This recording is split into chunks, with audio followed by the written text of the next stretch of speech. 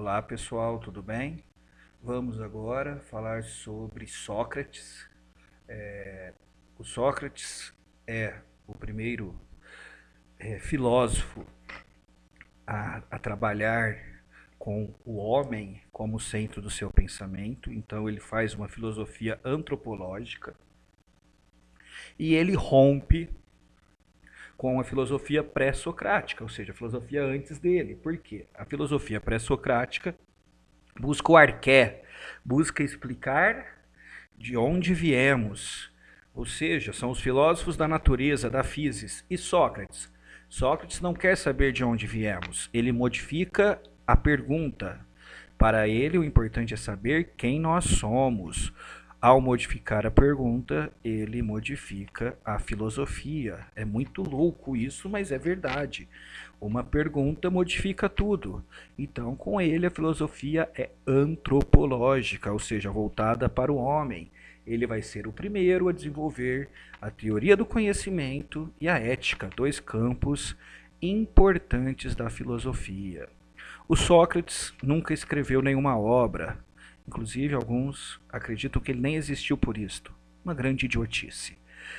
Ele sempre fez filosofia oral, porque ele buscava a dialética, tá? Na sua filosofia. E ele achava que a oralidade era a melhor forma de se chegar à dialética.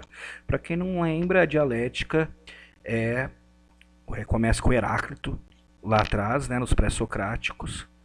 Depois é popularizada a partir de Sócrates. O Sócrates usa a dialética para a teoria do conhecimento, e o Heráclito pensa que o mundo é dialético. Então, a dialética é muito simples. É uma tese e uma antítese, que vão se opor e formar algo novo que eles vão chamar de síntese. Tá? Então, vamos lá. Dizem que um dia o oráculo, ao ser perguntado sobre quem era a pessoa mais inteligente que existia, ele afirmou que esta pessoa era Sócrates. Isto chegou até Sócrates, que ficou surpreso. Afinal, segundo ele, tudo que ele sabia é que ele nada sabia, o só sei que nada sei. Então, como ele poderia ser a pessoa mais inteligente que existia, se ele reconhecia a sua própria ignorância? E é exatamente isto que o faz ser mais inteligente que os demais.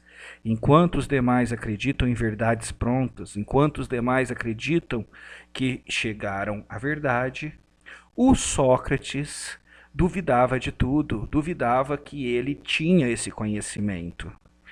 Então, ele percebeu que a sua inteligência estava exatamente no reconhecimento da sua ignorância, pois só aquele que é ignorante é capaz de aprender. Imagina se você está agora assistindo esta aula e fala, eu sei tudo de Sócrates. Você não precisaria assistir, né? Porque você já tem o conhecimento. Então, a aprendizagem depende do reconhecimento da ignorância. E Sócrates, dentro da sua filosofia, tem como eixo central a busca pela verdade. E ele vai chamar isso de exortação, buscar a verdade. Segundo ele, essa busca pela verdade é o nosso papel aqui no mundo, tá? Temos que buscar a verdade o tempo todo. Dentro disso, né, ele vai falar que... Eu queria ver se eu tinha colocado alguma coisa, mas eu não coloquei, então vamos lá. Dentro disso, ele vai falar que você busca a verdade o tempo todo, mas você nunca atingirá a verdade plena. Ou seja, o homem nunca atingirá a verdade absoluta. O homem vai passar a sua vida toda retirando a verdade que carrega dentro de si, porém ela nunca será plena. Mas você vai continuar buscando. Do dia que nasce até o dia que morre, você vai buscar esta verdade. E os sofistas pensam exatamente o oposto. Os sofistas, que são os professores de oratória lá de Atenas, né, eles querem ensinar as pessoas a debaterem, a convencer o outro que estão certo. E para eles não existe verdade, eles ignoram a ideia da verdade. Para eles o que importa é vencer o debate, independentemente do que você diz. Então, por isso que o Sócrates será um grande inimigo desses sofistas, tá? Ah, o Sócrates não entendeu nada, não escreveu nada. Então, como que a gente sabe que o pensamento do Sócrates? Sabemos porque Platão, por exemplo, escreveu. Xenófanes escreveu, entre outros. Então, o Sócrates tem aí muita coisa escrita sobre ele. Inclusive, a principal obra é a famosa Apologia Sócrates de Platão. Tá? Então, dentro da teoria do conhecimento, o Sócrates vai ser um filósofo racionalista. Então vamos lá, daqui para frente, toda vez que a gente falar que um filósofo é racionalista, tem que vir na mente que os filósofos racionalistas trabalham com a ideia da razão. Esta razão, segundo eles, é inata, ou seja, você já nasce com ela. Se você já nasce, ela veio de algum lugar. Ela vem, provavelmente, segundo eles, com a sua alma. Então, os filósofos racionalistas, eles trabalham com uma ideia metafísica. Por quê? Porque eles buscam a essência das coisas. Se todo mundo já nasce com isto, se é algo inato, é algo universal, todos têm. Além disto, né, eles vão falar o quê? Os racionalistas. Até Kant, tá, pessoal? Kant vai mudar tudo isso. Mas até Kant, esse esqueminha funciona. O sujeito é quem pensa, o objeto é o que é pensado. Então, agora eu estou aqui, de frente para o meu computador, olhando do meu lado, tem um mouse. Então, eu sou o sujeito e o mouse é o objeto. É aquilo que eu estou pensando. Segundo os racionalistas, eu sei a essência do que é o mouse, e para eu saber a essência, essa essência é algo universal, não pode ser algo particular, é algo que veio com a minha alma, ou seja, para eu chegar nisso tudo é necessário, então, que eu esteja unido com esse objeto. Por quê? Porque nós só chegamos à essência daquilo que faz parte da gente. Então, todo racionalista, até Kant, une o sujeito ao objeto, pois só assim você seria capaz de chegar a essa essência, tá bom? Dentro disso, para ele o conhecimento, como eu disse, é dialético e vai ter duas etapas que a UFO, por exemplo, adora perguntar: ironia e maiêutica. Há muita confusão sobre ironia e maiêutica. A ironia é você buscar reconhecer a sua ignorância, é você chegar à conclusão que você não sabe, ou seja, você estar pronto para retirar de dentro de si esse conhecimento. É você acabar com as falsas verdades. Como que Sócrates fazia isso? A partir de uma dialética, né? Ele começava a questionar as pessoas, e conforme ele ia questionando, as pessoas iam percebendo que não tinham a verdade consigo. Então, quando você é capaz de acabar com essas pré-verdades, né, com esses pré-conceitos, você é capaz, você está pronto para buscar a verdade. Essa verdade está dentro de você, ou seja, só você, a partir da sua razão, que é capaz de retirar esse conhecimento da sua alma. E segundo Sócrates, ele vai chamar isto de maiêutica. Então, a maiêutica é o ato do parto. É como se fosse um parto que você faz do seu conhecimento.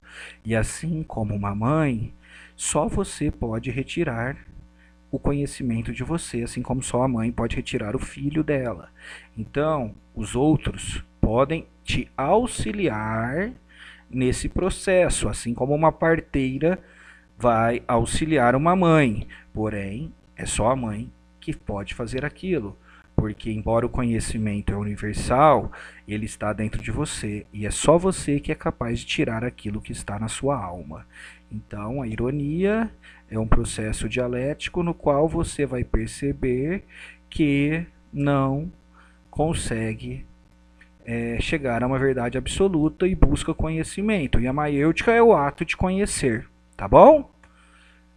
E a ética vai estar relacionado também ao conhecimento. Ele vai falar, a ética, né, para quem não sabe, a ética é o estudo filosófico daquilo que é certo, né? Então nós temos que buscar fazer aquilo que é certo, e quando você busca fazer aquilo que é certo, você é virtuoso, e a virtude é fazer o bem, para quem não sabe. Ele vai chamar isto de areté, essa busca pelo bem. Segundo Sócrates, todos nós carregamos isso dentro de nós, a busca pelo bem. Quando ele fala isso, ele está querendo falar o quê? Que a maldade não faz parte do homem. Então, quando você age de forma equivocada, quando você erra, segundo ele, você não faz isto por maldade, e sim por ignorância, pois aquele que chega à verdade vai sempre fazer o bem, segundo Sócrates. Eu sempre brinco com os meus alunos a respeito disso, eu falo assim, nós somos muito socráticos, né? Toda vez que a gente faz alguma coisa errada, a primeira coisa que você faz para se justificar é: desculpa, eu não sabia. Ou seja, você está querendo falar o quê? Eu não fiz por maldade, e sim por ignorância. E é exatamente isso que o Sócrates está propondo. E por fim, Sócrates encheu tanto o saco de todo mundo em Atenas que ele acabou condenado à morte. Afinal, ele, né, dizem que ele era insistente, que ele parava as pessoas nas ruas, muitos gostavam disso, outros odiavam, mas ele tinha como inimigos os próprios cidadãos atenienses, pois estes eram alunos dos sofistas, e os sofistas ignoravam a verdade, e o Sócrates ficava buscando a verdade. Então, para Sócrates, aqueles que não buscam a verdade não estariam aptos para governar. Por quê? Olha lá na ética, porque eles não conseguem fazer o bem, porque o bem está relacionado ao conhecimento. Então, uma coisa, você vê que uma coisa está ligada à outra. A ética está ligada ao conhecimento e a política está ligada à ética. Então, sendo assim, segundo ele, a democracia ela é mal praticada. Então, ele foi condenado por corromper a juventude com as suas ideias e por atrapalhar a democracia. Ele poderia ter negado a sua teoria para não ser condenado à morte, mas ele preferiu a morte a negar a sua teoria. É isso, meus queridos. Muito obrigado. Até mais.